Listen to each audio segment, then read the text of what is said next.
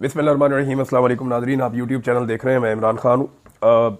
मैं एक बड़े अहम इशू पे बात करना चाहता हूँ मैं और मुखातिब होना चाहता हूँ जनाब मोहतरम इंजीनियर मोहम्मद अली मिर्ज़ा साहब से। और मैंने कभी उनके बारे में वीडियो नहीं बनाई या उनके जो पॉलिटिकल ख्यालात हैं इसके बारे में कभी इजहार नहीं किया। ज़िंदगी में एक दो मरतबा सिर्फ उनके बारे में बात की और वो मैंने इसलिए बात की कि मैंने उनसे सीखा। और ये एक्चुअली मुझे आज इसलिए बात करनी पड़ रही है कि मैं एक गाड़ी में ट्रैवल कर रहा था और हम गाड़ी में जितने लोग मौजूद थे उनमें अक्सरियत इंजीनियर साहब को सुनने वालों की थी। और अचानक उनका एक क्लिप जो है वो चल गया और उनका जो क्लिप है उसके अंदर कुछ पॉलिटिकल बातें थी। वो बातें सुनने के बाद मुझे ऐसा लगा कि इसके ऊपर मुझे ज़रूर बात करनी चाहिए और इंजीनियर साहब को कुछ चीज़ों के हकायक बताने चाहिए। देखिए, मैं पहले तो ये आपको बता दूं कि मैं उनका फॉलोअर रहा हूं और मैं उनको सुनता रहा हूं। मैंने जब बाकायदा नमाज पढ़ना शुरू की आज से कई साल पहले, तो उस वक्त मैं इंजीनियर मोहम्मद अली मिर्ज़ा साहब को, दीगर कुछ और उलमा इकराम को और मौलाना तारिक जमील साहब को मैं बड़ी बाकायदगी से सुनता था और मैंने इन सब लोगों से, उलमा इकराम से कुछ ना कुछ सीखा। लिहाजा इन सब का बड़ा एहतराम मेरे दिल के अंदर मौजूद है। लेकिन गुज़िश्ता कुछ अरसे से मैं इंजीनियर साहब के अंदर कुछ चीज़ों की तब्दीली देख रहा हूँ और लगातार देख रहा हूँ। अब मेरे बारे में भी उन्होंने दो चार बातें की और दो तीन बातें ऐसी थी मेरे बारे में जहां मुझे लगा कि शायद उन्होंने जो अल्फाज इस्तेमाल किए या जो फैक्ट उन्होंने बयान किया वो वैसे नहीं है। लेकिन मैंने फिर भी मैंने कहा कोई बात नहीं, खैर है, मैंने उनसे क्योंकि सीखा है तो एक एहतराम है। अगर उनके बयान करने में कोई चीज़ मेरे हवाले से गलत भी बयान हो गई है तो भी मैंने कहा कोई बात नहीं, उन्हें बोलने दीजिए, मैंने कभी जवाब नहीं दिया। लेकिन आज जो उन्होंने किया, उन्होंने पूरे के पूरे एक पाकिस्तान की आवाम के एक बड़े हिस्से के ऊपर उन्होंने एक बहुत बड़ा एलिगेशन लगा दिया इंजीनियर साहब ने। तो मुझे लगता है कि ये चीज़ें उनके सामने रखनी पड़ेंगी। एक फील्ड उनकी है जहां पे उनके पास नॉलेज है, वहां हम उन्हें चैलेंज नहीं करते। लेकिन ये जो मिलिट्री एस्टेब्लिशमेंट की फील्ड है या पाकिस्तान की सियासत में एस्टेब्लिशमेंट की मुदाखलत की फील्ड है, यहाँ पे बयानात देना तो बड़ा आसान है लेकिन इसको इन डेप्थ जानना बहुत मुश्किल है। मैं क्योंकि मिलिट्री एस्टेब्लिशमेंट को बहुत अच्छे तरीके से जानता हूँ और मैं बतौर जर्नलिस्ट काम करता रहा हूँ, इन लोगों के साथ राब्ते में कल भी था और आज भी अगर मुझे खबरें मिलेंगी तो राब्ते में रहूंगा। लेकिन ये जो इंजीनियर साहब का नॉलेज है ये बहुत महदूद है और जो बातें उन्होंने की है ये इंतहाई खतरनाक है, ना सिर्फ पाकिस्तान के लिए बल्कि इंजीनियर साहब के लिए भी।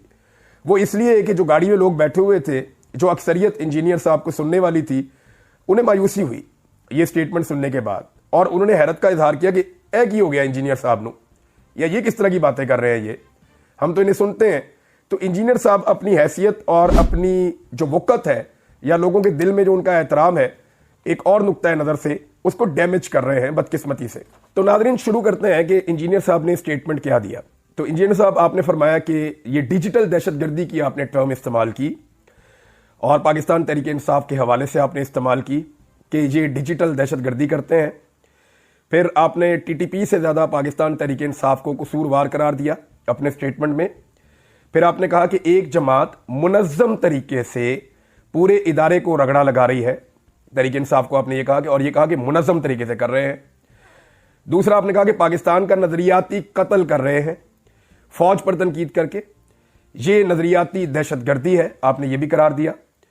फिर आपने कहा ये फौज पर बतौर इदारा एक हमला हो रहा है, यानी पूरे इदारे के ऊपर ये अटैक है। फिर आपने इमरान खान साहब की करैक्टर असैसिनेशन करते हुए कहा कि इमरान खान का पता नहीं क्या माजी है और मुस्तकबिल पता नहीं क्या होना है, ये भी आपने कहा। फिर आपने फितना कत्ल से बड़ा जुर्म आपने कहा करार दिया, कुरान पाक में वाकई है। और आपने फिर पाकिस्तान तहरीक इंसाफ को और उनके लोगों को फितना करार दे दिया। अब इसके बाद आपने कहा कि ये सारी सियासी बातें करने के बाद आपने कहा कि हमारा ये प्लेटफॉर्म सियासी नहीं है, इसलिए मैं इस लेवल पर नहीं उतरता। यानी आप कुछ और भी बताना चाह रहे थे, क्योंकि आप ये कह रहे थे कि नून लीग और पीपल्स पार्टी से बदतरीन जमात आपने पाकिस्तान तहरीक इंसाफ को करार दिया। अच्छा जी, इसके बाद आपने कहा कि तलबा इनके हाथों गुमराह हो रहे हैं। हिटलर से आपने इमरान खान साहब को तशबीह दी और फिर आपने ये भी क्लेम किया कि पाकिस्तान तहरीक इंसाफ के 4 टुकड़े हो चुके हैं और मजीद टुकड़े भी होंगे, ये आपने पेशन गोई की। इसके अलावा आपने कहा कि इमरान खान साहब माफ़ी मांगे। अब जरा ये जो आपका स्टेटमेंट है इंजीनियर साहब, इसकी मैं कुछ चीज़ें आपके सामने रख देता हूँ। नंबर 1, डिजिटल दहशतगर्दी, ये टर्म आपने कहां से सुनी? ये तो पाकिस्तान के army chief general Asim Munir साहब बोलते हैं, या ये टर्म जो है वो मरियम नवाज बोलती हैं, या ये टर्म जो है PMLN के लोग ज्यादातर बोलते हैं। तो मुस्लिम लीग नून और मिलिट्री एस्टेब्लिशमेंट की जो टर्मिनोलॉजी है डिजिटल दहशतगर्दी जो उन्होंने पाकिस्तान तहरीक इंसाफ के खिलाफ मुतारफ करवाई थी, इसको आपने बड़ा क्लैरिटी के साथ ये कह दिया कि ये पाकिस्तान तहरीक इंसाफ है और ये डिजिटल दहशतगर्द हैं। आपने बयानिया अपनाया एक मखसूस सिमत का, जिनको 17 सीटें मिली हैं, जो इलेक्शन हार चुके हैं, PMLN और मिलिट्री एस्टेब्लिशमेंट। फिर आपने TTP से ज्यादा पाकिस्तान तहरीक इंसाफ को कसूरवार करार दे दिया। अब तहरीक तालिबान पाकिस्तान इंसानों का कत्लेआम करते हैं और PTI एक सियासी जमात है, उन्होंने किसी एक का भी कत्ल नहीं किया, वो सिर्फ अपना मौक़िफ़ बयान करते हैं। और अगर जमहूरियत है इस मुल्क में तो सबको अपना मौक़िफ़ बयान करने की इजाज़त होनी चाहिए।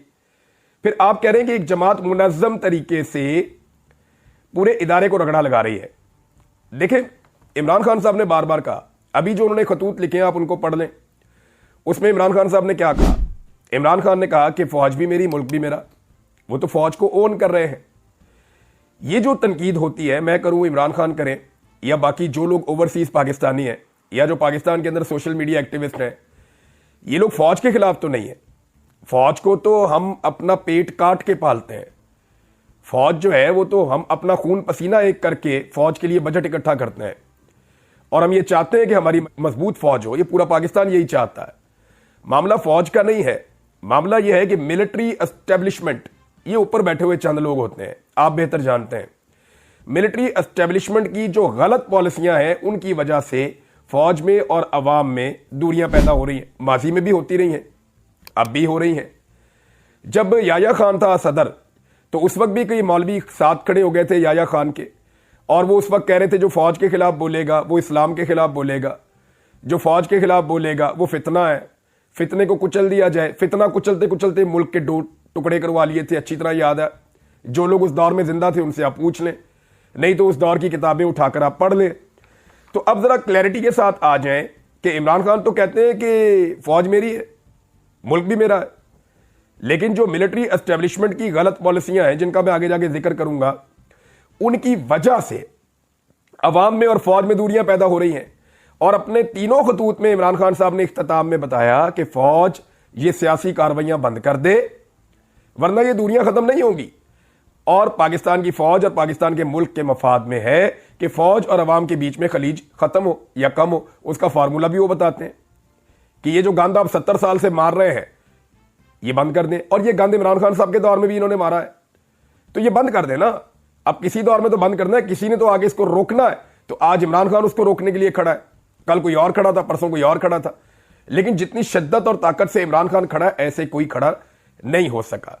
तो एक तो जो फौज के ऊपर तनकीद, यानी पाकिस्तान का नजरियाती कत्ल हो रहा है, जो फौज पे तनकीद हो रही है, भी पाकिस्तान के कौन खिलाफ है खुदा ना खास्ता।